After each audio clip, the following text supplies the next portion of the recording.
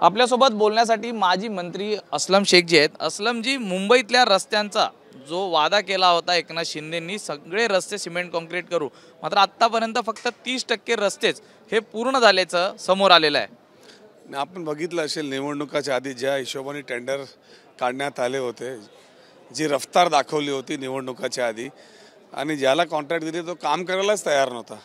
शेवटी त्याला काली यादीत टाकण्याचं पण थ्रेटन करणं केला, ते कोर्टात पण गेले। पण काय आहे, जेव्हा या पद्धतीने काम चालतं त्या टायमाला त्या कंत्राटदारवरती कमांड ठेवण्याचा अधिकार यांचा राहत नाही। 6078 म्हणजे 6000 कोटींच्या म्हणजे 78 या निविदा काढण्यात आल्या, त्याच्याबद्दल काय सांगाल? नाही, निवडणूक काढण्याच्या आधी जे रोड करायचं होतं ते कधी त्याची पाहणी झाली असते, त्याचं डिमांड होतं का, त्याच्या आधी रिपेअर कधी झालं होतं, त्याचं टेंडर काढण्याची गरज होती का नव्हती।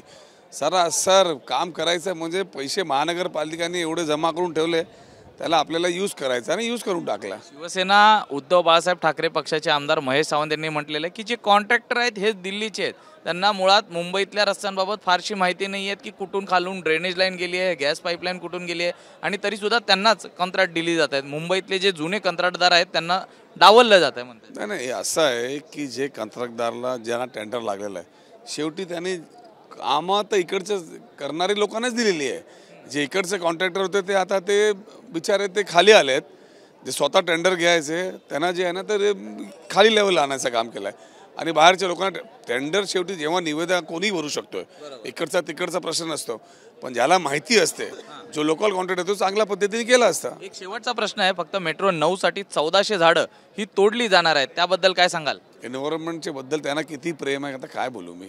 शेवटी अख्ख्या जगामध्ये वर्ल्ड ग्लोबल कसं कुठल्या रीतीवरती चाललं, आता बघा डिसेंबरला पण पाऊस पडला तर सरप्राईज होण्याची गरज नाही, त्याची कारणच अशी आहे, जेव्हा आपण एक झाड कापतो त्याच्याऐवजी 10 झाडं लावायची असतं।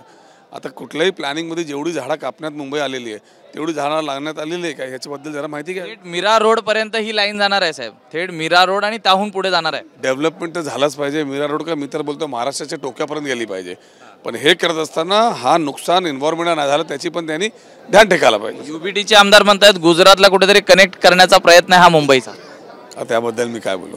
धन्यवाद सर, आमच्याशी बातचीत केल्याबद्दल। व्हिडिओ जर्नलिस्ट अनिल संगारेसह मी सूरज सावंत, एबीपी माझा मुंबई।